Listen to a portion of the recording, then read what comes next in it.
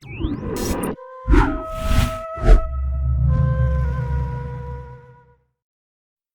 Fate of Man by H.G. Wells. Read by Graham Dunlop. Edited by Darren Grimes. Introduction. I have been asked to set down as simply and clearly as I can, in one compact book, the reality of the human situation. That is to say, I have been asked to state the world as I see it and what is happening to it. This is the result.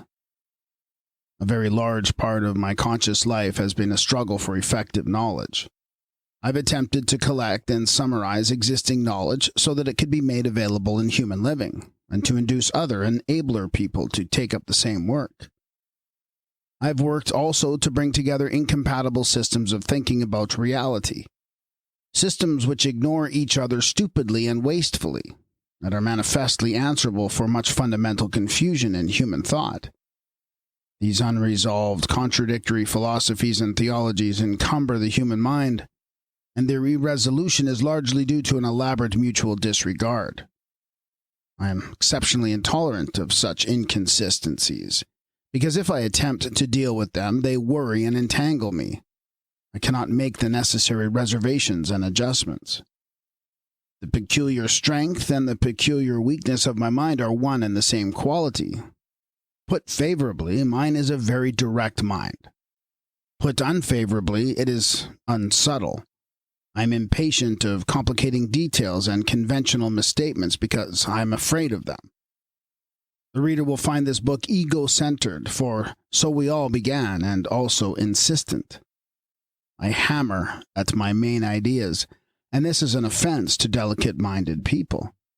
If a door is not open, I say it is shut. And I am impatient with the suggestion of worldly wisdom that it may be possible to wangle a way around. Yet there may be a way around if you do not lose yourself getting there. You have been warned that I shall not be with you in any such uncertain enterprise. I work not simply for knowledge, but for a stark clarity of thought about it. It seems to me a fair challenge to demand a lucid statement of the vision of the universe to which this directness of inquiry and assemblage have brought me. That vision may affect many readers as unflattering to human self-esteem. I cannot help that. It is the way in which reality has unfolded itself before me. By way of introduction, I will tell how I came to see the world as I do. Then in the subsequent sections, I will give the conclusions at which I have arrived today. I will tell what I first saw of life, how I saw it, how I was allowed to see it, how my range of vision extended, how knowledge, experience, and imagination accumulated, and horizon opened beyond horizon. I was born in a rather unprosperous home. There was no nursery, and most of my waking day was spent in an underground kitchen. Very little remains in my memory now of that first world, my infantile world. As I saw it then, it seemed to be the only world. When I put together the notes for this introduction, I sat for a time doing my utmost to recall what picture of the world I had in early childhood. I get scarcely anything at all. It must have been a very limited picture. I had few general ideas, or none. For instance, my mind was not living in a flat world or a round world or anything of that sort. I was not bothering about any shape or size of the world. I was entirely incurious about all that. I was just living in the world. I was informed that there was a home for little children above the bright blue sky, but I do not remember that that interested me in the slightest degree. I was rather more concerned about old Bogey, who would come and fetch me if I told fibs, and so on, and I rather disliked, but I did not think very much about, a certain divine eye that was always watching me, generally with disapproval. But as far as my recollections go, I was much more afraid of bears, tigers, black men, red Indians, and other dangers lurking in the shadows upstairs and around the corner. That infantile world was a world of vivid, immediate, inconsecutive realities against a background of nothingness that evoked no curiosity. There was the house next door, there was the moon, there was night, there was the day, and so forth. Why not? With the utmost effort, that is all I can reconstruct of the world I saw before I began to read books and see pictures, go for walks, go to school, and inspect and inquire with the freedom of 7 or 8 years old. I have a fuller conception of what I was seeing after that stage. My imagination was being used to amplify and extend what I saw and heard and felt directly. A rather foggy time background was taking shape. I heard about once upon a time, before I existed. I had a jumbled idea of old England, mostly forests with turrets peeping out of them, old Paris, Rome, where it was always Nero and Christians fighting beasts in the Colosseum. My historical ideas centered upon Windsor Castle. I had seen Windsor Castle, and I firmly believed that the grandiose round tower which George IV clapped upon it was built by William the Conqueror. Rome, Greece, Babylon, Jerusalem, and Egypt, arranged anyhow, crowded the background, and the creation, seen across the shining waters of the flood, and a curious procession of very, very, very old gentlemen, Methuselah beat the record, sealed up the vista of the past. I was interested in geography, chiefly because it provided varied scenery for imaginary adventures. I thought China and Japan were made to be laughed at, though their porcelain and silks and fans were clever. I knew that there were also savages for whom Britain provided missionaries and machine guns. Savages were generally cannibals and wore few or no garments, which seemed to me very rude of them indeed. I knew the world was round because everybody told me so.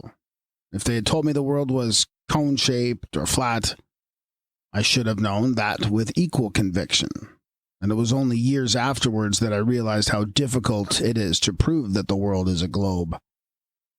There were upper classes one respected, and lower classes that one didn't, and poor people had to work, and that was how things were.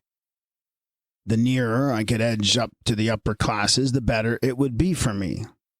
So I saw the world about the year 1880 when I was rising 14 years old, and I think most of my readers will agree with me that I was seeing the world then in a very distorted and foggy fashion. And yet, I was seeing it as most people in Great Britain were seeing it at the time.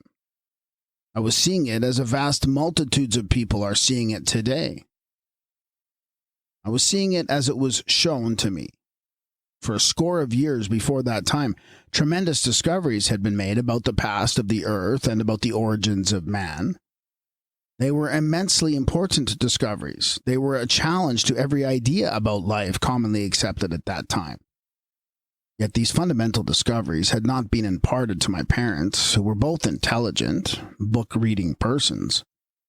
My lay and religious teachers, poor men bound in honor, you would have thought, to teach me the truth, the whole truth and nothing but the truth, gave me their stale old histories without a hint of the broadening knowledge of the time.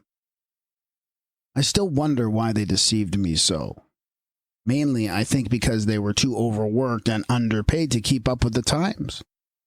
They couldn't tell me because they themselves had not been told about these revelations. They were the ignorant, self-satisfied transmitters of a dead tradition. Most of the books that came into my hands were books 10 or 20 years old, for in those days, just as now, no education minister, for example, was pretending to dream of giving people contemporary knowledge. Even today, except for a few rare adventurous publishers, nobody in any country in the world is really bothering to secure mankind abundant, cheap new books.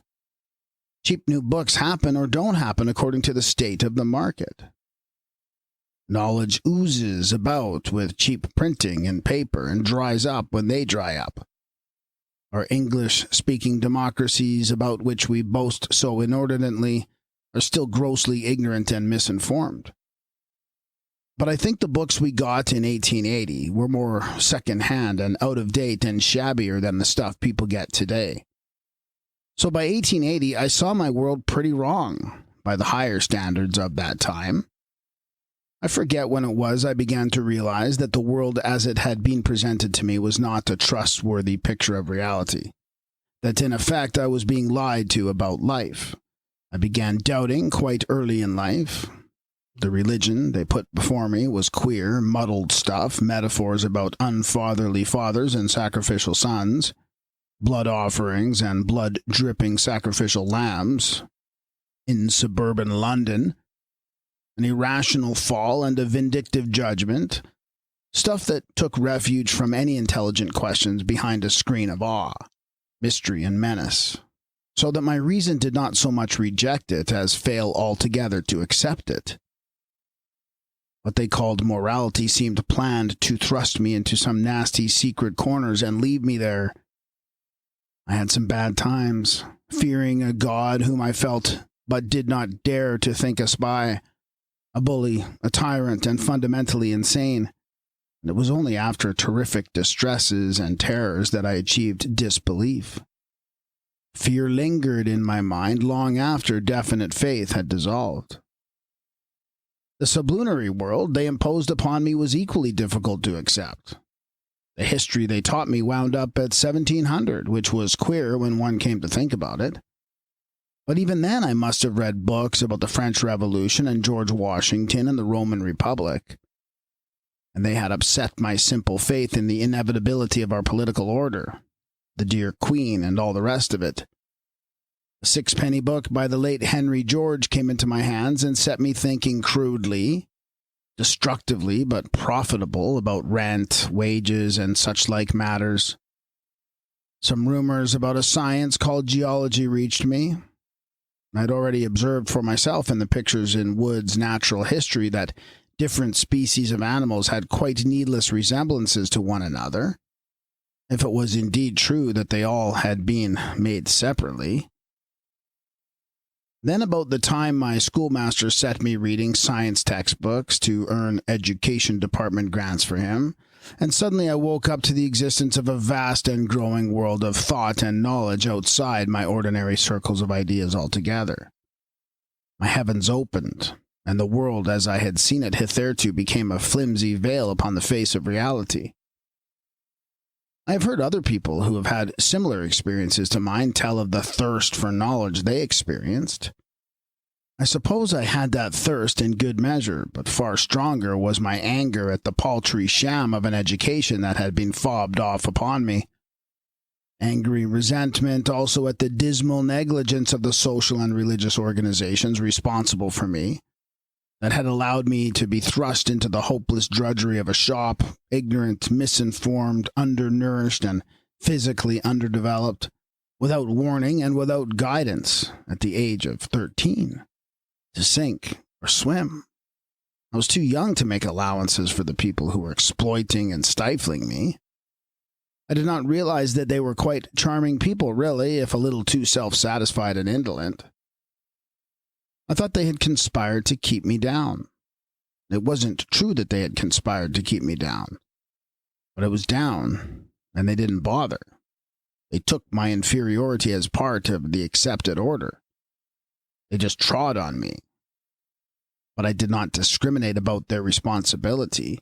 I hated them, as only the young can hate, and it gave me the energy to struggle, and I set about struggling for knowledge.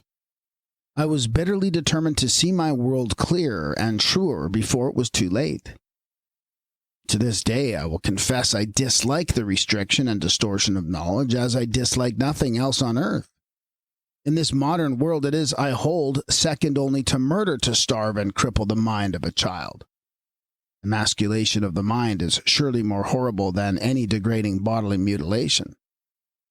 In our modern world, we recoil from the deliberate manufacture of human dwarfs, harem attendants and choristers, but the world still swarms with mental cripples, who follow the laws of their own distortion and scarcely suspect they are distorted. I have indicated the limits of my world outlook in 1880. By extraordinarily good luck, I caught up to something like contemporary knowledge in the course of a few years. In 7 years, before I was 21, I contrived, never mind how, to secure 4 years of almost continuous study. and 3 of these were at the Royal College of Science, and 1 under the professorship of the great Huxley, Darwin's friend. And by 1887, the world as I saw it had become something altogether greater, deeper and finer than the confused picture I had of it in 1880. Mentally, we all travel at our fastest, I suppose, between 14 and 21. Many of my readers will know from their own experience what I mean when I say that for me these years remain in my memory as if all the time I was putting together an immense jigsaw puzzle in a mood of inspiration. These are the most exciting years of my life. I had been blind, and I was learning to see. The world opened up before me. By 88, I saw the world not precisely as I see it today, but much more as I see it today than as I saw it in 1880. There's been a lot of expansion and supplementing since, and nothing like a fundamental reconstruction. Now, how did we, because I was one of a generation of science students, how did we see the world in 88? Time had opened out for us, and the creation, the fall of man and the flood, those simple fundamentals of the Judeo-Christian mythology had vanished forever. Instead, I saw a limitless universe throughout which the stars and nebula were scattering like dust, and I saw life ascending, as it seemed, from nothingness towards stars. In the 80s, the prevailing ideas about space and time, matter and energy were simpler than they are now. Space and time just went on forever, we thought. We students used to talk about the 4th and other dimensions, but when I wrote a story for the Students' magazine and identified time with the 4th dimension, I thought I was being very original and paradoxical indeed. We also had very definitely limited ideas about the amount of energy latent in the universe, and it seemed to us that our world would probably freeze up in a few million years. Still, even that gave us a long time ahead, and we thought humanity might see and do tremendous things. We knew the broad outline of the history of life and time. We knew that our ancestors were apes, and it seemed possible that man would go on to a power and wisdom beyond all precedent. But our ideas of that progress we anticipated were remarkably restricted. Our imaginations were relatively unstimulated. For example, our world, as we saw it, knew nothing of radio, or to be exact, it knew of radio transmission as a curious laboratory experiment. The Hertzian waves and its ideas about atoms and the statement of physical processes were naive in the extreme. We doubted if aviation was possible. We doubted if electric traction was possible. We associated submarines with the fantasies of Jules Verne, and we considered his Around the World in 80 Days an extravagant dream. Our interpretation of mental actions was trivial and shallow almost beyond comparison with what we have now.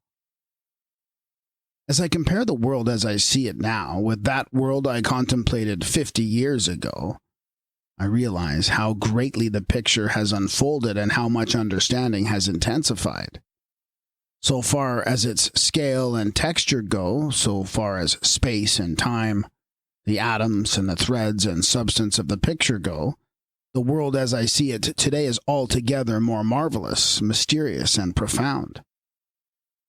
It is not only that our analysis of the rhythms and interplay of the physical elements of the universe has been elaborated and rephrased in far more effective modes. In the foreground and middle distance also, concerning affairs upon this planet and the more obvious and immediate activities of life, our enlightenment has been immense. Thanks largely to Freud and his disciples and successors, there has been an immense advance in our self-knowledge. I would put Freud side by side with Darwin as a significant figure in human enlightenment. These two men are cardinal not so much on account of the actual elucidations they produced, but because of the questions they asked and the method of their questioning. Our knowledge, first of our own motives and impulses, and then of mass thought and mass action, has become beyond comparison more lucid and practical, thanks primarily to the initiatives of Freud. One immediate result of this rapid progressive enlargement and confirmation of our former outlook has been a tremendous wave of optimistic assurance in the minds of liberal-minded, freely thinking people. They have taken progress in discovery, an intelligent social organization in the conquest of want, disease, ignorance, as something almost as inevitable as the precession of the equinoxes. That progress has had the air of something quite independent of the daily lives and mass responses of everyday people. There was nothing anyone need to do about it. It came, it unfolded, it increased. Progress. The men of science, the inventors, clever people somewhere were doing it all for us, and all we had to do was to sit back and marvel and accept the cornucopia. There are the facts before us, the novelties, the triumphs perpetually reinforced. In the world as I see it today, the powers and possibilities of human effort appear enormously greater than they did in 1888. And they still increase. Still, the prospect and the promise expand. The case for optimism about physical wants is stronger now than ever. So far as economic circumstances go, the world could be organized to provide every living soul upon it with abundant food, housing, and leisure, and that without either direct compulsion to toil or any irksome monotony of employment. We have passed in a single lifetime from a general neediness to a practicable plenty for all. The story is too familiar to need exhaustive recapitulation here. Aviation and radio communication have abolished distance. In 1888, the unity of the world as one community was a remote aspiration. Now it has become an imperative necessity. 50 years ago, none of us dreamt of the freedom and fullness of life that is now a plain possibility for everyone. To many hopeful people in the past few decades, an age of power, freedom, and abundance has seemed close at hand. Eye has not seen nor ear heard. It is only now entering into the human imagination to conceive the wonder of the years to come. And now, suddenly, we are confronted by a series of distresses and disasters, of a nature to convince the most hopeful of us that all this happy assurance was premature. We anticipated too easily, too greedily, and too uncritically.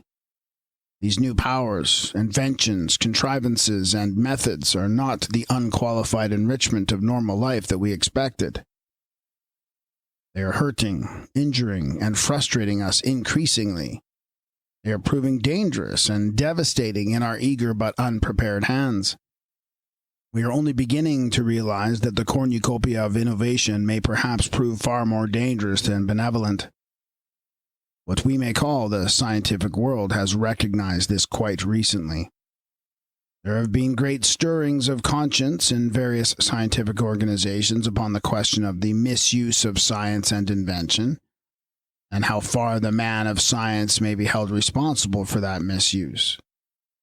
The associations for the advancement of science in Britain, America, and Australia have been moving under the initiatives of such men as Sir Frederick Gowland Hopkins, Lord Rutherford, and Sir Richard Gregory. The British Association has created a special division, not merely a new section, but a sort of collateral to itself, for the study of the social relations of science.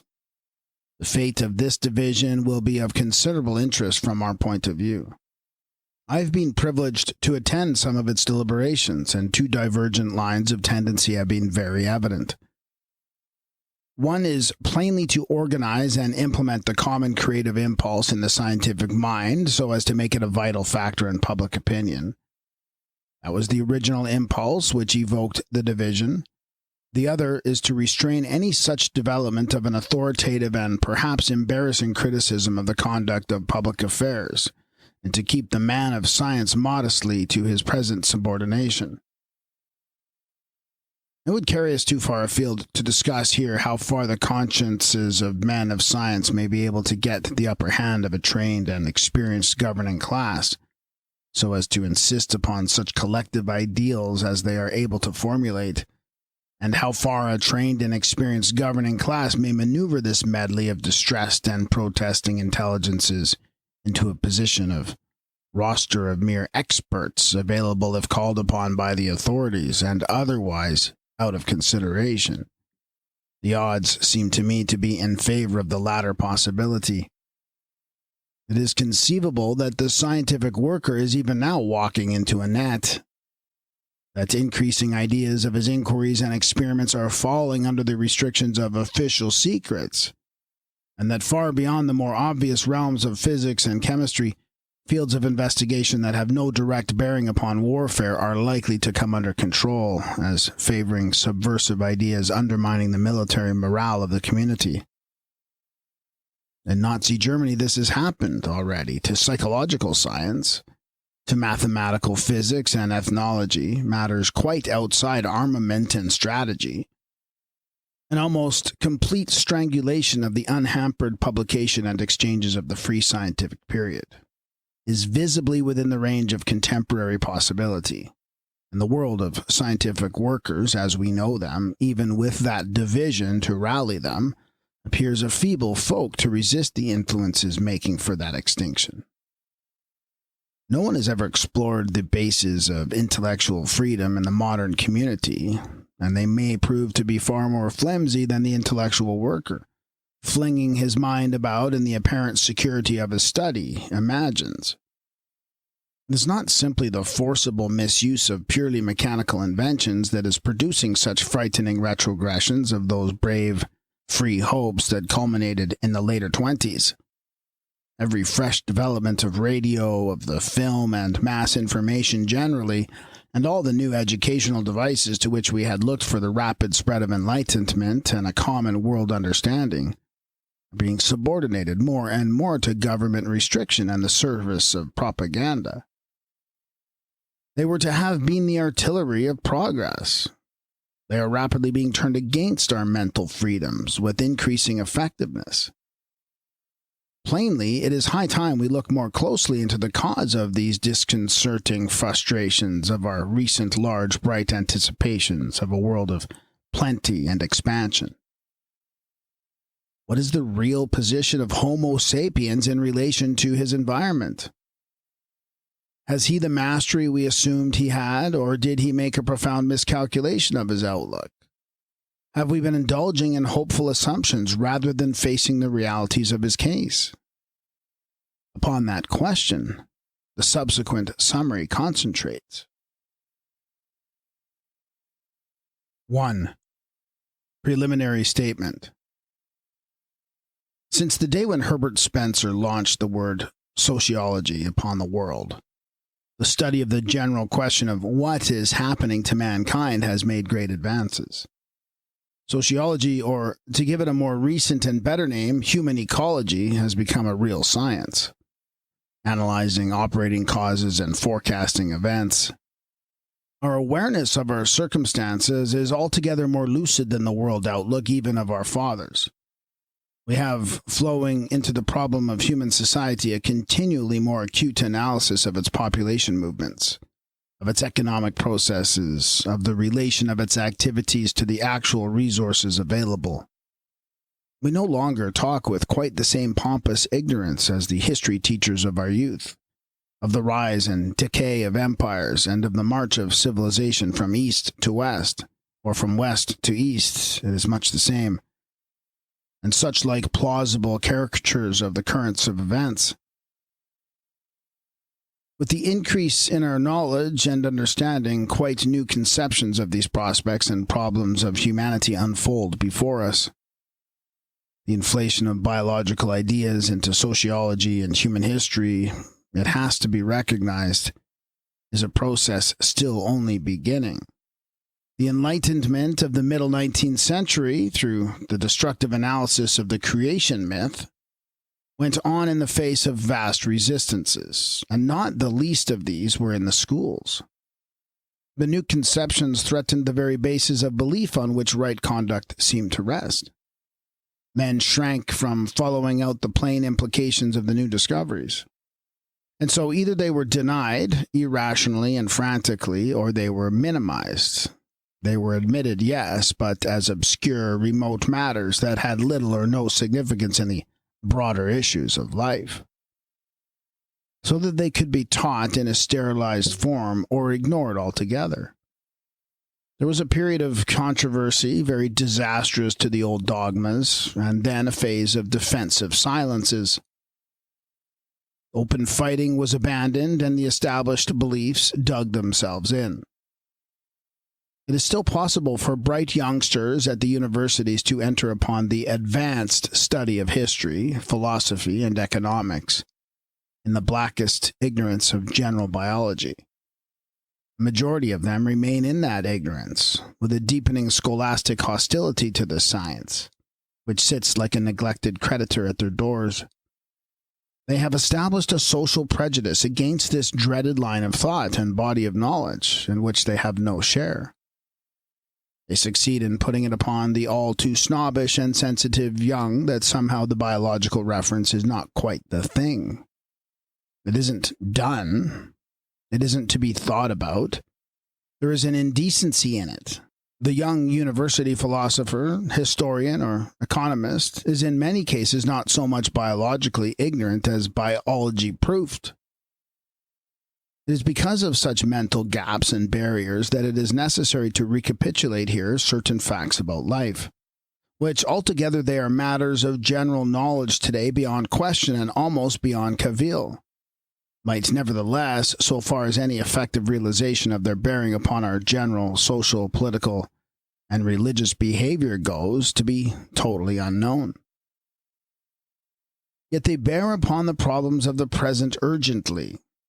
Contemporary political discussion remains indeed more maundering empiricism, a tissue of guesses, ill-founded assertions, and gossip until they are brought into court. This contrast of established knowledge and its effective application is a very remarkable one. Men can know a thing and yet know it quite ineffectively if it contradicts the general traditions and habits in which they live.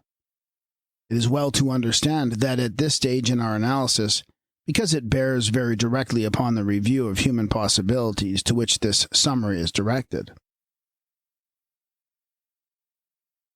2. Biology invades history. One of the most striking differences between the outlook of our grandparents and that of a modern intelligence today is the modification of time values that has occurred. By the measure of our knowledge, their time scale was extremely shallow. They had scarcely any historical perspective at all. They looked back to a past of a few thousand years, and at the very beginning of time as they conceived it, they saw human life very much as it is now. It was a more or less balanced system of certain social types. Rulers and ruled, hunter and cultivator, priest and soldier. This they regarded as the immemorial life of man. They saw the life of city and cultivated land, desert and sea, throughout all the intervals, spreading perhaps, changing in a few particulars, enriched rather than altered by inventions and discoveries, but essentially the same. Their range of observation and comparison was too limited for them to realize that by clearing forests, overstocking grasslands, destroying soil, they were slowly impoverishing and devastating many of the regions into which they spread. They did not connect the rise and fall of empires with a factor of unforeseeing waste in that normal life of theirs. They ascribed such drifting of population and energy as they observed to other causes.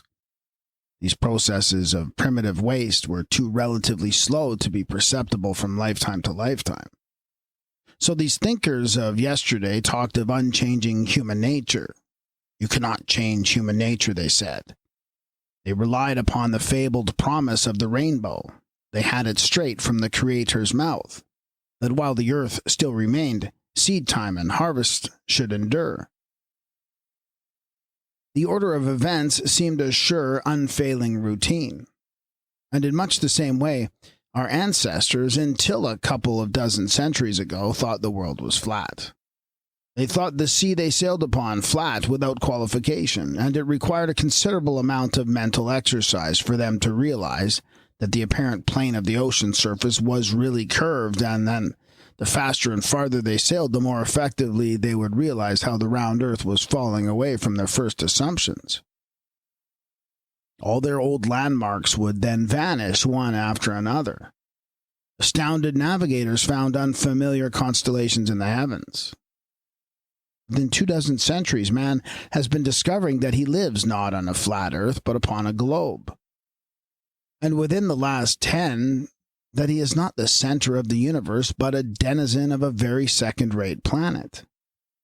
He has had to readjust his general ideas about life to that, and to a certain extent he has adjusted them, to a certain extent only.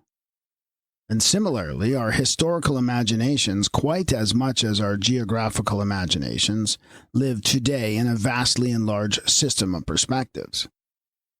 We know that the everlasting hills are not everlasting, that all our working conceptions of behavior and destiny are provisional, and that human nature and everything about it is being carried along upon an irreversible process of change.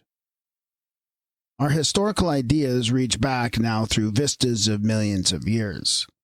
We see humanity emerging from subhuman conditions, from the life of relatively solitary apes at distances in the nature of 250,000 years. We know with increasing precision of the onset of a social hunting life in those distant ages. We are able to trace the beginnings of agriculture in a period of 200 or 300 centuries.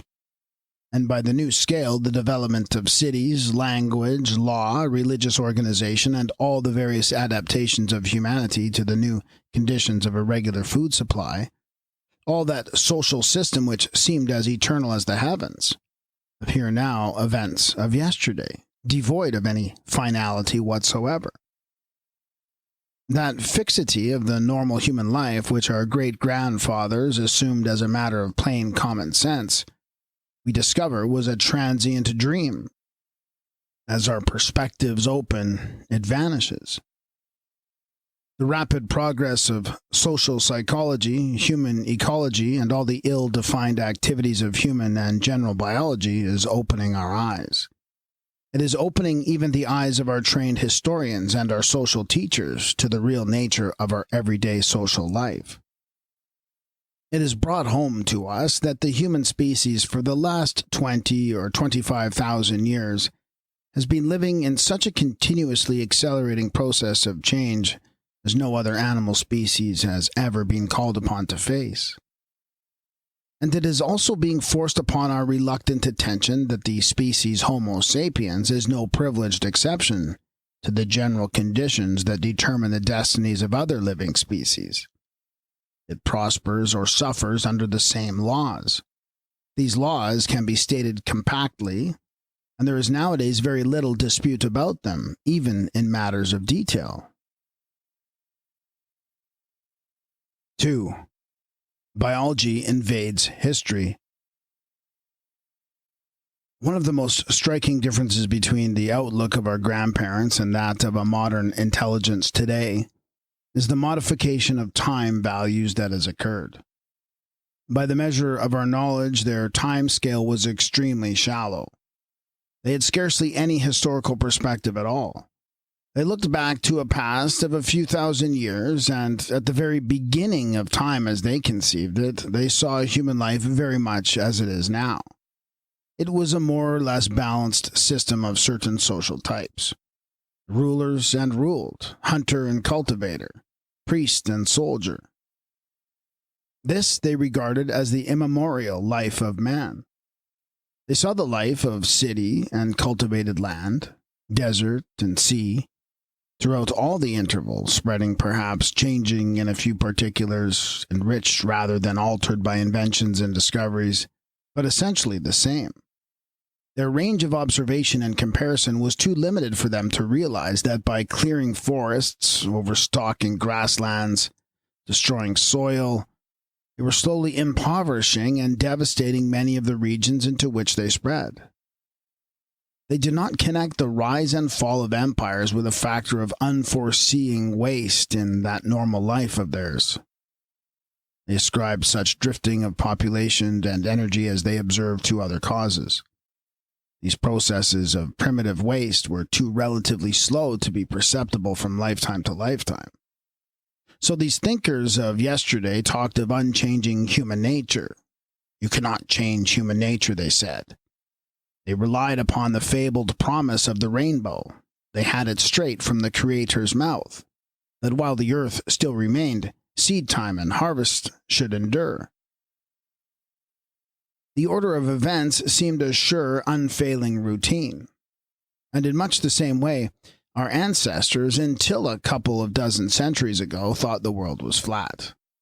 They thought the sea they sailed upon flat without qualification, and it required a considerable amount of mental exercise for them to realize that the apparent plane of the ocean surface was really curved, and then the faster and farther they sailed, the more effectively they would realize how the round earth was falling away from their first assumptions.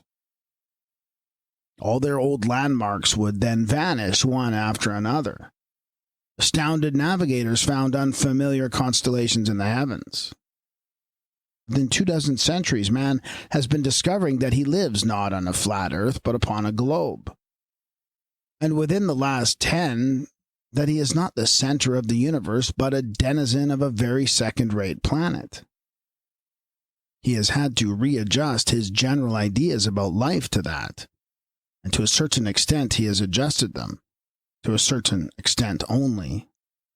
And similarly, our historical imaginations, quite as much as our geographical imaginations, live today in a vastly enlarged system of perspectives. We know that the everlasting hills are not everlasting, that all our working conceptions of behavior and destiny are provisional, and that human nature and everything about it is being carried along upon an irreversible process of change. Our historical ideas reach back now through vistas of millions of years. We see humanity emerging from subhuman conditions, from the life of relatively solitary apes at distances in the nature of 250,000 years. We know with increasing precision of the onset of a social hunting life in those distant ages. We are able to trace the beginnings of agriculture in a period of 200 or 300 centuries. And by the new scale, the development of cities, language, law, religious organization, and all the various adaptations of humanity to the new conditions of a regular food supply, all that social system which seemed as eternal as the heavens, appear now events of yesterday, devoid of any finality whatsoever. That fixity of the normal human life which our great-grandfathers assumed as a matter of plain common sense, we discover was a transient dream. As our perspectives open, it vanishes. The rapid progress of social psychology, human ecology, and all the ill-defined activities of human and general biology is opening our eyes. It is opening even the eyes of our trained historians and our social teachers to the real nature of our everyday social life. It is brought home to us that the human species for the last 20 or 25,000 years has been living in such a continuously accelerating process of change as no other animal species has ever been called upon to face. And it is also being forced upon our reluctant attention that the species Homo Sapiens is no privileged exception to the general conditions that determine the destinies of other living species. It prospers or suffers under the same laws. These laws can be stated compactly, and there is nowadays very little dispute about them, even in matters of detail. 3. How species survive. What in general terms are the relations of a species to the world about it? A species may be living in practical harmony with its environment, or it may be more or less out of balance with its surroundings. In the former case, it may continue recognizably the same species, living the same life, age after age. Any tendency to excessive numbers may be corrected by a correlated increase in the types that prey upon it. And there will be no definite biological encouragement for such variations and mutations as occur. Harmless mutations may indeed produce varieties and subspecies, and as Henry Fairfield Osborn long ago pointed out, there may be purely mutational efflorescences.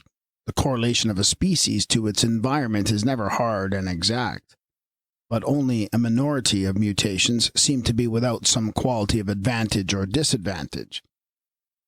Abnormal individuals in a species in practical equilibrium will generally be eliminated, and the species as a whole will pursue the even tenor of its way indefinitely. There are species that have been under no necessity to adjust themselves to circumstances over vast periods of geological time, but they are exceptions to the general ecological spectacle of species balancing themselves in a changing world. Most existing species, when their affairs are scrutinized as a whole, are discovered to be in a state of imperfect adjustment to their circumstances, and to be either undergoing adaptation to meet new requirements or to be losing ground in the struggle, if one may call anything so essentially passive a struggle, to survive. Over a large part of the animal and vegetable kingdoms, adaptation, the working adjustment of the species under stress, is made, if it is made at all, by the selective frustration and killing off of less well-adjusted individuals. Variations and mutations, it is not necessary to enter here into the controversial question of their causes, suffice it that they occur. Variations and mutations, indifferent, favorable, and unfavorable, play a considerable part in this selective adjustment. The adjustment is either sufficient or insufficient. In the latter case, the species dwindles and disappears. In the former, the species undergoes modification. It survives, changed as a new species or as several new species according to the imperatives of its altered conditions. All this again is practically common knowledge today. Most educated people know about it, even if they do not think very much about it, or link it up with other systems of ideas in their minds. It needs to be repeated plainly here in view of that possibility of disregard. The general history of life in the past is, as everybody knows, one of failure and defeat rather than adaptation. Great groups of living things have arisen, had their heyday, and then passed altogether from the scene, giving place to more plastic and adaptable forms of life. Comparatively insignificant forms with novel accommodations arise to take their place. When we contemplate that greater past that science has unfolded for us, we see great groups and orders of mighty creatures dominating the earth, enormous reptiles, huge mammals flourishing and then waning and passing away. They have not kept pace with change. Their exuberance has been almost a defiance of change, and change has overcome and obliterated them. The geological record can be presented, certain assumptions being granted, as on the whole a great progression, but that does not alter the fact that it is also a history of the ruthless extinction of whole species, genera, and orders of living things. There are tremendous massacres in the geological record. One of the greatest of these occurred at the close of the Mesozoic period, when in the course of perhaps only a few 100,000 years, a vast reptilian fauna, Ichthyosaurus, Plesiosaurus, Tyrannosaurus, and so forth, an equally wonderful flora, scores of genera of ammonites, and so on and so forth, were thrust out of existence. We know little or nothing of the changes that made so many hitherto successful forms of life impossible. We know surely only that they occurred. A change from conditions of all-year-round equable temperature to wide seasonal alternations of heat and cold may have resulted from some planetary disturbance. More recently, there have been parallel massacres of groups of the early mammals, and there can be no question that today we are, from the geological point of view, living in a phase of exceptional climactic instability, in a series of glacial and interglacial ages, and witnessing another destruction of animal and plant species on an almost unparalleled scale. The list of species extinguished in the past 100 years is a long one. The list of species threatened with extinction today is still longer. No new species arises to replace those exterminated. It is a swift, distressful impoverishment of life that is now going on. And this time, the biologist notes a swifter and stranger agent of change than any phase of the fossil past can show: man. who will leave nothing undisturbed from the ocean bottom to the stratosphere, and who bids fair to extinguish himself in the process. This species man is, as we all know, one of a great series of species which we can speak of roughly as cerebral animals. These are the mammals who have dominated the earth since the beginning of the Tertiary period, and which display throughout a rapid development of the cerebral cortex. This cerebral cortex was a novelty in the history of life, and it brought with it a fresh, distinctive method of individual adaptation to special circumstances. It quickened the response of a species to changing conditions very greatly. Learning from experience appears indeed but very rudimentarily in cold-blooded vertebrata. It is only in the birds and mammals, and particularly in the latter, that it becomes of real importance in adaptation. Essentially, the cerebrum is an organ for the storage and application of memories. It enables individuals to learn by experience. The history of the mammals, in particular, is a history of memory development. All through the Tertiary period, it is to be noted, brains in every group of mammals increase in relative size and complexity. With every increase, the power of learning from experience and of supplementing direct impulse by conditioned reflexes increases. A young fish or reptile comes into the world with a practically complete, almost unalterable set of instinctive responses. It survives or fails by its inherited outfit. Apparently, it can learn to a certain extent, but it learns very little. A young mammal comes into life far less conclusively equipped, a tabula rasa, prepared to learn. It learns. And the ampler its cerebral equipment, the more it learns to take care of itself. To begin with, it is sillier and less certain than the cold-blooded type. It stands in need of protection. In the end, it is far better adapted to meet the special conditions it faces.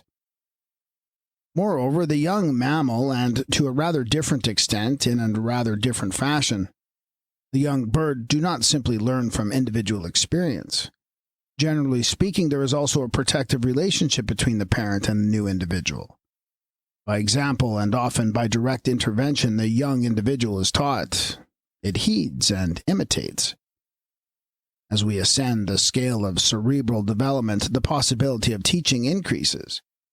It becomes possible to domesticate and train these higher brain animals in just the measure that their brains are developed. You can teach very little to a fish or a reptile. But directly you come to the higher cerebral mammals, you are confronted by the new possibility of establishing an artificial, taught, motive system to control, supplement, or altogether replace natural instinct. You must catch them young. Then you can socialize them and get to quite remarkable working understandings with them. The shepherd's dog, the blind man's dog, the polo pony, the polite, house-trained cat, are examples of the immense individual adaptability which is achieved through the establishment of a taught, secondary self in the cerebral cortex. None of these creatures are behaving in accordance with the primary tendencies they have inherited. They're behaving in accordance with an adaptive mental superstructure imposed upon their natural dispositions. It enables them to survive not simply as tolerated, but as contributing individuals in a complex social organization which otherwise would have had no alternative but their extermination. They would have suffered the fate that is overtaking the unteachable Tasmanian devil or the unteachable Tasmanian wolf. 5. Union now? Is it possible for man to recover control, or is this shattering return to destructive violence the beginning of the end of the career of Homo Sapiens? Let us hold firmly to the broad conception of ecological science that have brought us this far. The human species is, as a whole, dangerously out of harmony with these new conditions. Either its power of adaptation will be sufficient to readjust it to the new demands, and it will go on to a new phase of survival, or like any other living species, it will be defeated, shattered, and ultimately wiped out. There are no other possibilities. There is no time for any of the slower and more ancient methods of adaptation. The readjustment needed must be a mental readjustment. In that alone is there any hope for mankind. In view of what has gone before, it is plain that the mental readjustment must involve three main essentials. In varying measure, these essentials are already widely recognized. First, and most obviously, the idea and tradition of war must be eliminated. For that, quite a large number of people seem to be more or less prepared. They desire it, even if they have yet to discover the price that must be paid for it. Secondly, and what is not nearly so widely conceded, the vast and violent wastage of natural resources in the hunt for private profit that went on during the 19th century must be arrested and reversed by the establishment of a collective economy for the whole world.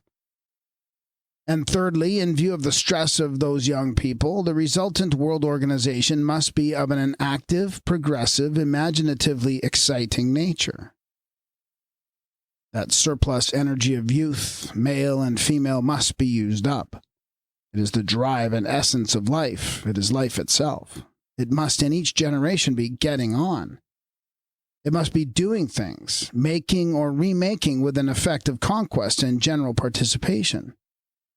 The earlier years were preparation. The later, relieved of the high fever and impatience of that onset of vitality, are appreciation, deliberation, and the continual broadening out of the human agenda.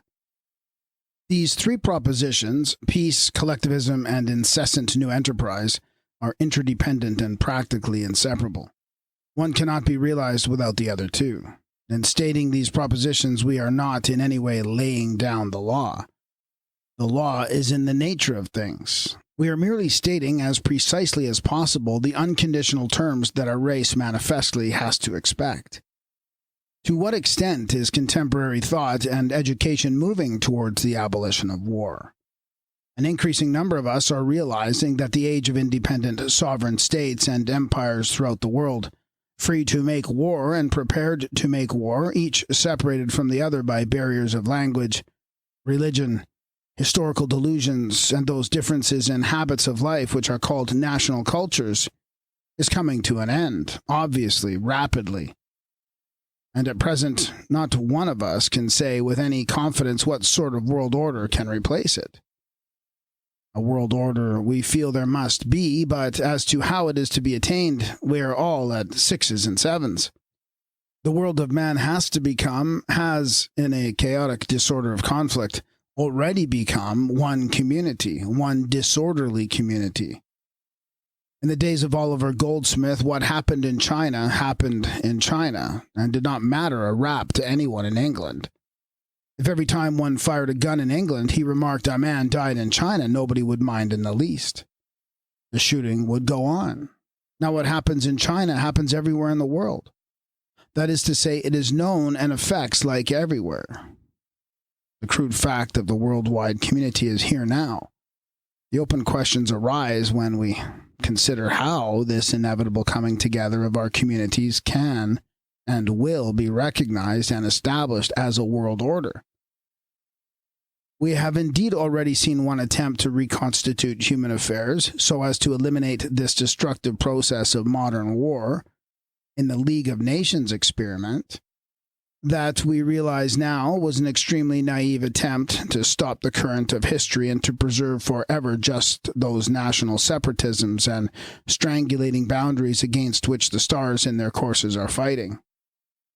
Certain minimum changes were made to end war, while everything else was to go on just as it had been going on before. Sovereign states, organized essentially for defense and aggression, were to form a league to end combat. Simply that. The conception of an organized world pax, after it had played its part in the warfare of propaganda, after it had been used to build up false expectations of a new start in life for the German people, was taken over at Versailles and translated into the ideology of foreign offices and the diplomatic services. These essential organs of the old regime were instructed to supersede themselves, and they were left to work out the task. And quite naturally, they did nothing of the sort.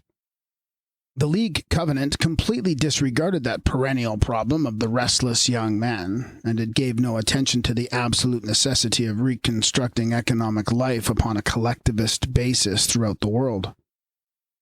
These are matters about which diplomacy has never concerned itself. They do not enter into diplomatic or political education, which is at least the better part of a century out of date. At the end of less than a score of years, the failure of the League of Nations experiment is complete, and we will spend no time on enlarging upon that fruitless interlude of half-hearted idealism. Suffice it to say that for many excellent minds it has blocked the way to a realistic treatment of the human problem for 2 decades. We find now in 1939 a rough reproduction of the world situation of 1914 to 18. We find 3 aggressive military states threatening the whole world, and we find a number of threatened states contemplating some sort of loosely organized resistance to that aggression. How loosely, with what dangerous looseness, that organization is still contemplated is illustrated by a book that has been recently given quite serious attention in Britain and America.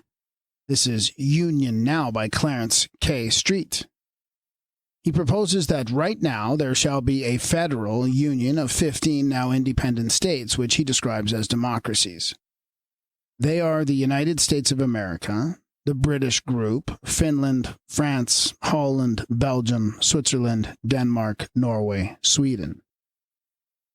It is not a league or a war alliance he proposes, but a permanent federation on the American model, with a common foreign policy, common money, common armed forces, common control of interstate and foreign trade, and a common citizenship.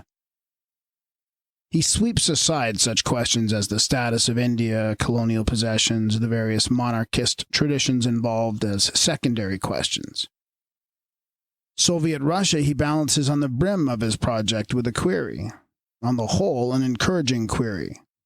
Apparently, the federated democracies are to have great local economic autonomy within the limits of the federal constitution. Before we look into Mr. Street's proposals more closely, it will be worthwhile to get this loose word democracy defined. The special interest of this book here lies in the fact that it has been well received by a considerable number of considerable people. It is an intimation of how rapidly opinion is moving towards the conception of a new world order transcending existing boundaries. So far it is a book to be welcomed, but it is also an indication of the extreme vagueness still prevalent about the necessary material and mental conditions of such a world order. Its pseudo-practical short-sightedness is almost as manifest as the boldness of its intention. I do not believe that a world order can come into existence without a preliminary mental cosmopolis. I may be mistaken in that. Political federation, loose and confused at first, may precede and impose the necessary mental adaptations. This is too roundabout and slow a process for the limitations of my imagination. World democracy, I believe, would get lost on the way. 6. What is democracy? Since at any time now we may find ourselves fighting, enduring, and dying for democracy, it seems worthwhile to ask for some clear definition of what democracy means, so that we shall not only fight for it, but be prepared to see that in the end we get it. When you question people closely in the matter, you will encounter a considerable variety of answers, but you will find as you sort them out and arrange them that they do tend to converge and point in a common direction. There is a vital intention beneath the endless misuses and perversions of the word. Towards what do these diverse statements converge? What is the reality, implicit and potential, that gives its living, present appeal to the word democracy? 2 words that will come out very frequently in the definitions that are given you are freedom and liberty. Frequent, but not quite so frequent, are such phrases as the right of individuals and communities to self-government. A few people will make a vote the symbol of democracy. But all of them can be brought into agreement that democracy means the subordination of the state to the ends and welfare of the common individual. Very prevalent is an attitude of negation. Democracy, it is declared, is an anti-movement. It demands the protection of the individual life from the state. It is an anti-fascist, anti-Nazi, anti-communist, anti-war, since there is no liberty in a state of siege. It is the denial of the right of the state organization to interfere in the life of the common individual, except for the common convenience and with the common consent. All this is a matter of general agreement, but in all these phrases there is an element of idealistic overstatement. And as soon as we attempt to bring them into effective contact with the realities of life, we find ourselves involved in some of the standing controversies that have exercised humanity since human thought and discussion began. We are reminded that there is no such thing as absolute freedom or absolute servitude. Limitless freedom, anarchy, would be a world of chaotic conduct ruled only by impulse, a jungle life. All freedom in any society is conditional. It is a compromise. It implies rules of the game, that is to say, law. Behind all actual social behavior, there is the suggestion of a defined give and take, a social contract. The social contract may vary between the extremes of a contract of blind obedience on the one hand and a contract to undertake no collective action whatever without a plebiscite, an entirely impracticable subordination of the law to mass impulse on the other. Between these extremes, and with a declared bias for conscious, free individual action wherever it is practicable, this democracy falls. Now, the desire for conscious, free individual action is innate in the normal human being, but it can be inhibited by fear of known or unknown consequences, by indolence and following the drift, and by a complex of infantile dispositions to imitate and obey. The herd instinct is very strong in the immature human animal. It will follow a leader or stampede like a cow and find great relief from perplexity in doing so. The pre-preference of democracy for the practical maximum of conscious, free individual action requires a justification beyond the mere faltering desire in our hearts to stand up, look heaven in the face, and be a man. For the normal man, unrestrained democracy is a very exacting way of living indeed. It asks too much of his natural resources. In 1,000 situations, even a wise or able man may find himself unable to decide upon the line of action that is fairly the best for himself and also the best for the general good. And in 10,000, he will find a fatal delay in his decisions. For that reason, a detailed, comprehensive, agreed-upon, accessible, and understandable system of laws, which are really rules for behavior in pre-digested situations, is a necessary preliminary condition for a modern democracy. A taxicab tariff or the rule of the road or a minimum wage is a convenient elementary instance of the way in which conscious, free individual action is set aside to the general benefit in a modern democratic community. We extend that principle nowadays to rates of interest and inordinate profits, to the acquisition of land and many forms of property, and to an increasing number of ordinary transactions. Our modern democratic community would frustrate its own declared aims without a complete, detailed legal framework enforced by a judiciary and a police acting strictly under the law. The man who is in a breath will say, "I am a Democrat, and also I am a rebel," is simply a fool. The contrast between democracy and other forms of community with which it is generally contrasted lies essentially in this reliance upon law. In a democracy, a man does or should know, or should be easily able to ascertain exactly where he stands, what he must do, what he may do, what cannot be done. And he should be able to say with the utmost confidence, "You be damned," to any illegal order or request. The laws that restrain and protect him have received his implicit or express consent, and he has a reasonable right to attempt to alter them if he finds them uncongenial. But until they are altered, they must be respected by all, small or great, in the community. The president or ruling assembly is as much bound by the law as the meanest citizen. On the other hand, the dictatorships and undemocratic social organizations generally subject a large part of the common man's activities to uncovenanted restrictions, interference, and compulsion. It is plainly contrary to the spirit of democracy that a man should sell himself into slavery or bind himself indefinitely to unquestioning obedience. The care of democracy for freedom extends to the protection of a man from his own desperate necessity. No democracy would tolerate Esau's bargain.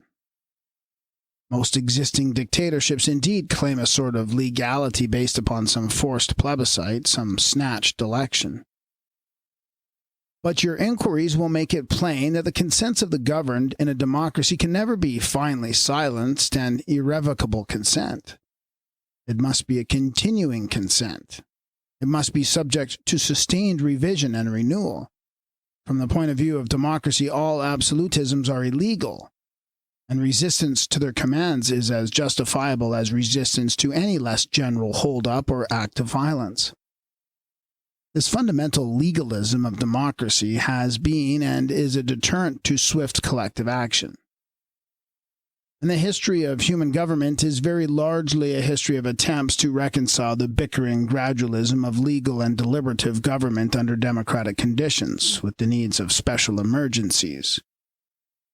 Before flood, fire, pestilence, earthquake, war, and especially in war, men have had to relinquish their liberty of individual action more or less completely to a higher command of some sort with unqualified immediate powers. The original dictators of the Roman system were essentially legal officials, and one of the primary riddles of human society has been the resumption of power by the community at the end of a period of crisis. A democracy needs to be in a state of perpetual vigilance against the specialist. From Caesar to Stalin, democracy has been trapped into a one-man tyranny by crisis. But historical analogies are always misleading, and modern crises become more and more elaborate affairs and less controllable by single individuals. None of these modern dictatorships have yet been tried out in a sustained war. It is at least highly doubtful whether the vast communities of today, if they are able to develop a class of competent public servants with a cooperative morale and a sense of public criticism, may not attain an efficiency and a toughness far beyond that of a system subjected to the freaks and inspirations of a single individual. But they must work in the light. They must work with the distinctive freedom and the conscious individual cooperation of a team of football players. And they must be subjected to the continual criticism of an understanding public opinion with an unlimited freedom of expression and with an ultimate, if deferred, right of intervention. This conception of the superior flexibility and efficiency of free teamwork, as against dictatorially planned work, is very attractive to the democratically minded, but it may easily be exaggerated. For example, Tom Wintringham and his English captain lays great stress on the technical superiority of free men, inspired by a common idea over the conscript soldiers of a dictatorship. He was in the fortunate position of leading a battalion of English volunteers, exceptionally intelligent and enthusiastic, picked men who wanted to fight, who were keen to fight, and unanimous at least in their hostility to the Franco pronunciamento. Such individuals, unanimous for the services that engage them, an enlightened democracy should no doubt consist. But when one turns to the story of Major José Martin Blasquez, tells in I Helped to Build an Army of the internal struggles and indiscipline of defenders of the Republic, one realizes that practical freedom of initiative may achieve the most disastrous confusion. There is indeed no guarantee of either immediate or ultimate victory in democracy. In that we must insist. There is no inherent magic successfulness in democratic freedom. Democratic freedom may be much more vulnerable than slavery, less easy both to attain and maintain. It may be that few or none of us realize yet the full price that may have to be paid for it. Nonetheless, it is only through the attainment of a real-world democracy that there is any hope for the ultimate survival of our species. In many of the replies one will receive to the demand for a clear definition of democracy, one will get some reference to that magnificent outbreak of the common sense of mankind, the First French Revolution, that remains still a cardinal event in the history of human liberation. It was not the beginning of liberation, but it was its most outstanding assertion. The democracy of America, the radicalism of Britain in its most vigorous phase, derived plainly from that French initiative. And since in those days titles and privileges were the most conspicuous infringements of men's liberties, democracy from the outset would have none of them. It was egalitarian without qualification. It was republican. It denied and repudiated any form of class rule whatever. And whenever it is still in health, it remains republican and egalitarian.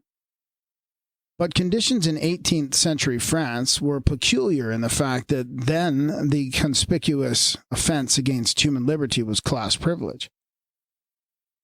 For many people in those days, the possession of private property was a means of independence. Freedom of ownership seemed a reasonable provision for democratic liberty.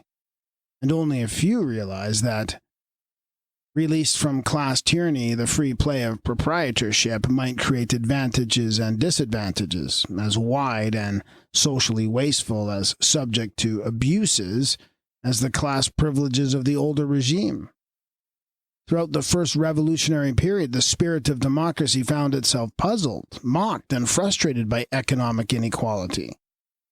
Men freed from the tyranny of privileges found themselves oppressed by a tyranny of advantages. The common man, theoretically free and independent, discovered himself in the grip of an expanding economic system that made free competitive employment only another form, to many it seems a scarcely preferable form, of serfdom. Political equality by itself proved in practice to be no equality at all. Accordingly, when we pursue our inquiries into the meaning of democracy today, we find a definite cleavage from this point onward in the replies to the question of what is democracy. An increasing number will be forced to agree that collective economic controls, industrial democracy, as Beatrice Webb first phrased it very happily in her study of cooperation, 1891, constitute a necessary completion of the democratic proposition. A dwindling minority clings to the private profit system as the logical method of the sturdy individualism of the revolution. But the general implication of modern democracy is that unrestrained economic advantage can be an even graver infringement of human liberty than privilege. Modern democracy is not only legalism and egalitarianism, it is socialism. It sets its face against all abuse of the advantages of ownership. Democracy is socialism, and also, by a natural extension of its egalitarianism, as the problem of world law becomes urgent, it is cosmopolitan. Almost tacitly, democracy has accepted and assimilated the necessity that law must be world law and equally protective of every individual human being.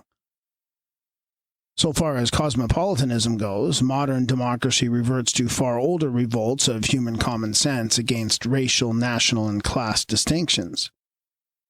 Since the rise of Buddhism, there has been hardly any broad religious initiative that has not at least paid lip service to this idea, which, in Christianity, for example, is incorporated in the formula of an impartial divine fatherhood and an equal brotherhood of man. In the outline of history, the association of cosmopolitanism with theocracia and the appearance of the syncretic universal religions is traced. There was a double impulse from below and from above. The desire of the expanding empires to fuse local particularisms into a larger order under the God Emperor was in accordance with the craving of normal common sense to escape from the irksomeness of obviously artificial estrangements. Dr. T.J. Harhoff, quoting W.W. Tarn's Alexander and the Unity of Mankind, declares that Alexander was the pioneer of the work of supreme revolutions in the world outlook, the first man known to us who contemplated the brotherhood of man or the unity of mankind. This is an exaggeration of a significant fact. Cosmopolitanism, universal brotherhood, has indeed been appearing and reappearing in human thought for at least the past 24 centuries, like sunshine trying to break through a cloudy sky. Now, the democracy that found its expression in the first French Revolution, the American Revolution, and the liberal movement throughout the world was not only incomplete upon the economic side and had later and with difficulty to become socialist in order to preserve its liberating intention, but also it was very sketchy and indefinite in the matter of education. This was due to the fact that the ideology of the Great Revolution was essentially middle class in its origins. It sprang from a social stratum already educated and so satisfied with the sufficiency of its general education and so accustomed to a supply of books and pamphlets that it did not realize that there was anything exceptional in the knowledge and freedom of thought it enjoyed. It did not even apprehend its immense and immediate obligations to the encyclopedists in organizing its ideas. It took their contribution for granted. It launched its generous proposition of universal equality indeed, but not only did it fail to realize the need to ensure freedom from economic pressure, but also it neglected to organize the education of the community as one whole. The American Revolution, in this respect, with, for example, its provision of state universities, seems to have been ahead of the French. Nevertheless, it took the better part of a century for democracy to realize, even to a limited extent, the third vital implication of its demand for liberty, equality, and fraternity, which was the free and necessary universal education of the democratic community to a common level of understanding and cooperation. Communities in which every mentally normal citizen can at least read and write have existed for less than a century. Communities in which the common education rises much above that level do not yet exist. That freedom and equality are incomplete without freely accessible knowledge and free and open discussion is a necessary completion of the democratic idea. But it is one upon which the inquirer into the meaning of democracy will get the least assurance. If he asks leading questions, he will get a general admission that universal education and sound, ample information upon every matter of collective concern are necessary elements in the democratic proposition. But unless he himself introduces the matter, he will hear very little insistence upon this vital completion of the democratic ideal. He will indeed encounter a certain amount of impatience if he stresses this matter. Ordinary people resent being told that they are undereducated or wrongly educated. To the common man and woman today, prepared though their minds seem to be now for a socialist cosmopolis of a quite generous type, education still means just any old education, and news is what a press runs entirely for profit and political and social ends, and, in the British system, a government-controlled radio choose to tell them. It is the education they have grown up to, and so far they have not yet awakened to its insufficiency. They want to carry out these new conceptions of life at that level. To raise that level seems to them irksome and uncalled for. It is still possible, therefore, for the egalitarian impulse to be effectively frustrated in practice by deliberate and systematic miseducation and misinformation. The common man and woman know now in general terms and pretty definitely what they want, but they still do not know how to state and demand what they want.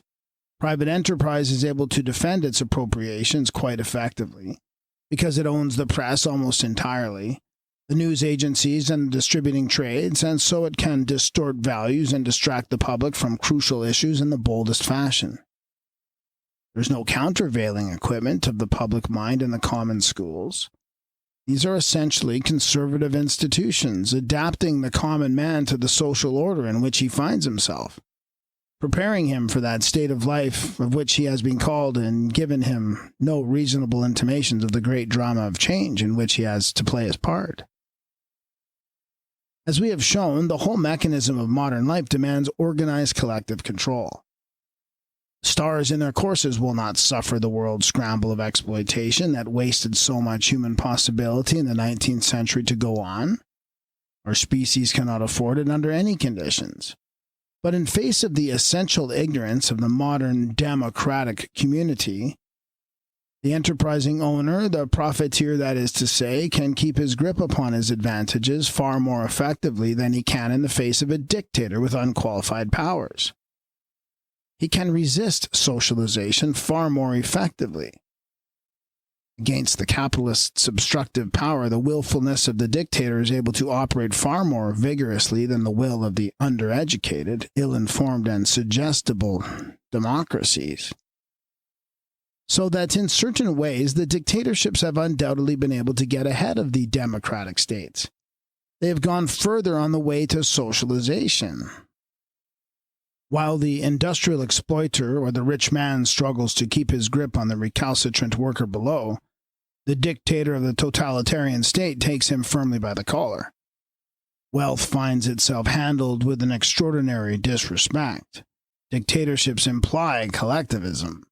They are forced to collectivism in the face of a bargaining wealth and the uneasy claims of their own supporters. They are forced towards a comprehensive efficiency. The only effective response to totalitarian collectivism on the part of a freedom-seeking community is a scientifically planned and directed socialism. From the economic point of view, the whole difference now between the reality of dictatorship and the ideal of democracy, when it is worked out to its practical completion, is the difference between socialization in the dark, with all the progressive corruption, appropriation, and inefficiency that spring up in the dark, and socialization in the light of an alert and implemented public opinion. Between socialization by compulsion or socialization by enlightened consent. From the point of view of the individual, the difference is one between a deadening servitude and a continual participating enlargement of responsible life. No existing institutions coming to us from the past can represent democracy as it is thus conceived. It is a far bolder thrust towards a new world order than any of these adventurous systems that stand in its path. If now we fill in the gaps in the current conception of democracy by insisting upon complete educational equalitarianism, if we dot the I's and cross the T's that are still undotted and uncrossed, if we transcend any accepted contemporary rendering of the idea, then democracy does indeed become a very magnificent conception of a new life for man. If democracy means economic justice and the attainment of that universal sufficiency that science assures us is possible today, if democracy means the intensest possible fullness of knowledge for everyone who desires to know, and the greatest possible freedom of criticism and individual self-expression from anyone else who desires to object. If democracy means a community saturated with the conception of a common social objective and with an educated will like the will of a team of football players to cooperate willingly and understandingly upon the objective. If democracy means a complete and unified police control throughout the world, to repress the financial scramble and gangster violence which constitute that closing phase of the sovereign state and private ownership system, then we have in democracy a conception of life for which every intelligent man and woman on earth may well be prepared to live, fight or die, as circumstances may require. But that rounded off and completed realization of democracy is still only establishing itself against great resistances in the human mind. It is not as yet established there, and still less is it established as the guiding faith of any political or social organization whatever. 7. Where is democracy? Where in all this collection of governments Mr. Street would have us federate, is there one that satisfies this plain bare statement of the growing and deepening significance of the democratic idea? France depends for its mental expression upon an alliance of reactionary papers, and for its foreign policy upon an association of diplomatists and army chiefs, which has held together throughout its dynastic and political fluctuations in one consistent policy for the security and advancement of La France. America tempers a wide tolerance of free speech and personal criticism with a press-sustained persecution of labor leaders, radicals, Reds, and agitators generally. Its press, if less centralized than the French and so less concerted, is equally commercial. The freedom of expression of its university professors is pinched between the possibility of dismissal for excessive outspokenness from above and the attacks of the pressman from below. The American record of successfully framed up cases against troublesome workers' leaders is a long and discreditable one, and one need only glance reproachfully at the distressful history of color prejudice, unincorporated townships, and the exploitation of penal labor in the more backward states. And yet, these too are the democracies par excellence. Most of the European states invited to Mr. Street's federation are not even democratic in profession.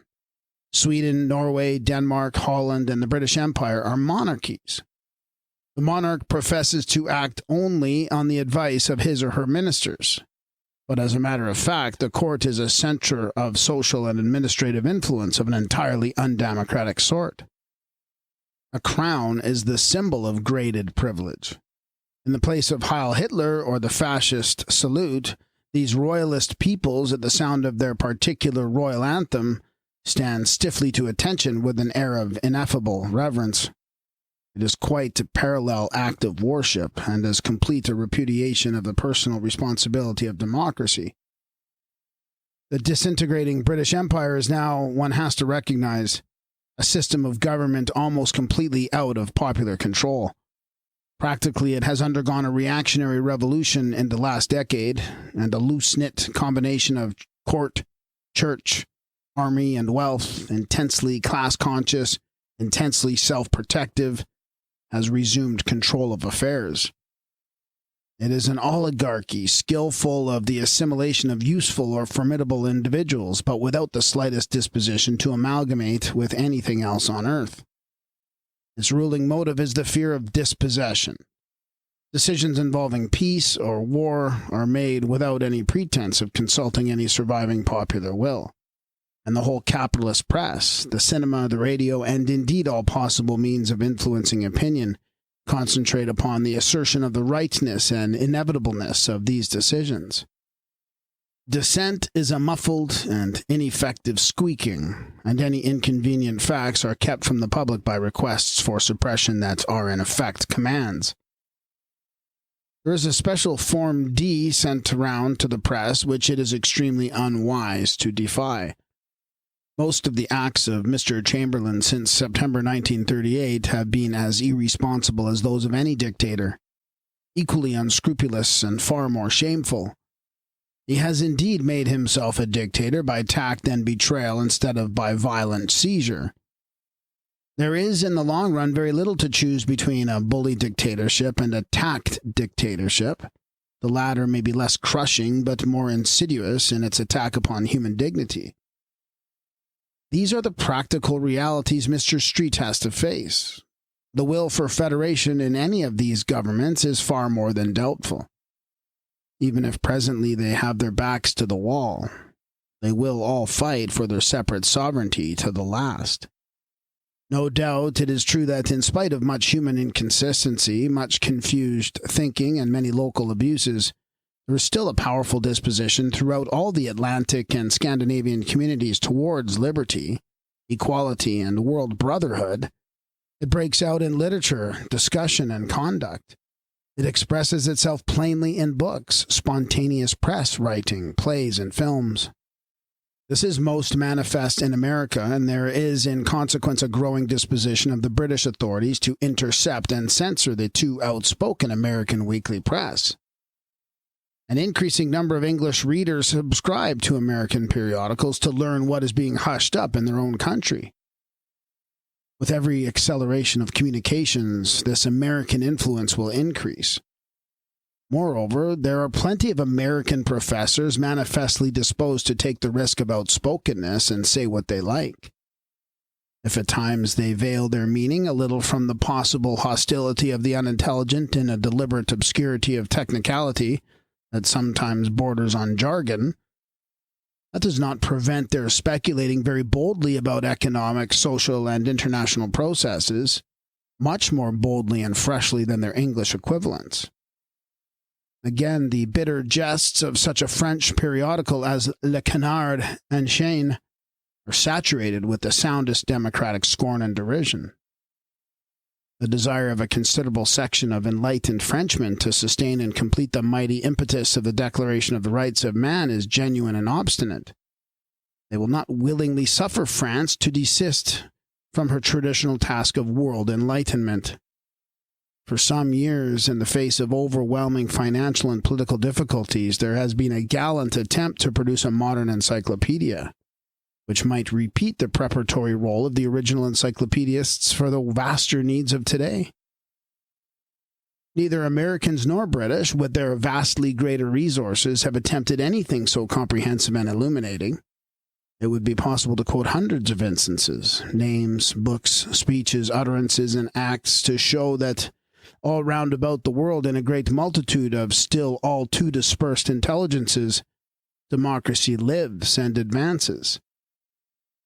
But these evidences of a considerable and growing will for a reasonably complete democracy do not alter the fact that the directive forces in control of this miscellany of states Mr. Street and his disciples would have us federate are scarcely more democratic in structure and method than those running the frankly anti-democratic states. Indeed, to call the threatened world convulsion, if and when it breaks upon us, a war between the allied democracies of the world and totalitarian states, will be putting all too fine a name upon it. The reality will be a war of established governments and governing systems claimed to represent democracy, but quite unwilling and unprepared to set themselves to realize the modern democratic idea, against expansive, desperado governments that have shown themselves contemptuous of democratic pretensions and dangerous to the general peace. It will be another war for the alteration or preservation of frontiers. It is almost impossible to hope that this complex of warfare towards which the world is drifting can assume any other form than a confused alliance against these more lawless military powers. Whatever formal victories or defeats ensue, it is incredible that there will not be a steady deterioration in human morale through the stress of the struggle. If the so-called aggressor states are defeated, their unfortunate common people will be saddled with the war guilt of the governments that have enslaved and ruined them. They will be made to pay again. Another insincere attempt to organize collective security on the lines of the League of Nations, another unstable League of Victors, will simply accumulate the necessary resentments for another collapse into still more violent conflict. Fresh brigand adventurers will appear, trading on the shame and despair of the vanquished. It is this that makes the approach of a second world war storm so black. Whichever side emerges as a particular phase as victorious is really a secondary issue. The practical loss of freedom, the usurpation of controls, seems inevitable. The possibility of an emergence of any sort of enchantment of democracy from the threatened melee seems very slight indeed.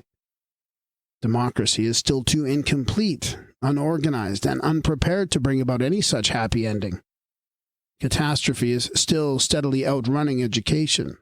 We are at present driving rapidly towards a repetition of 1914 to 1919 on a vastly more disastrous scale.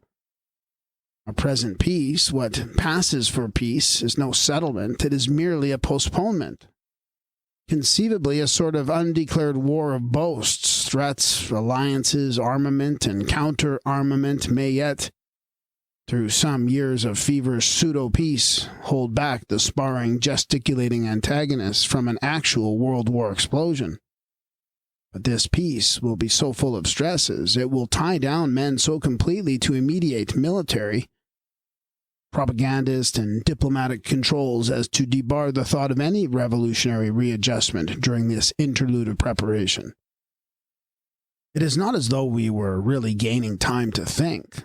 Scare and crisis will follow scare and crisis. From day to day we shall awaken and ask wearily, is it still peace?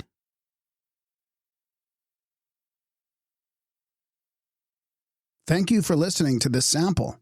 To continue listening to this book and for access to all of our other full audiobooks, please subscribe for $7.77 per month. Go to adultbrain.ca or follow the link in the show notes. This will be a completely separate podcast with a new RSS feed and will have all the titles from this feed as well. Thank you for your help and support in bringing rare and forgotten books to audio for the world.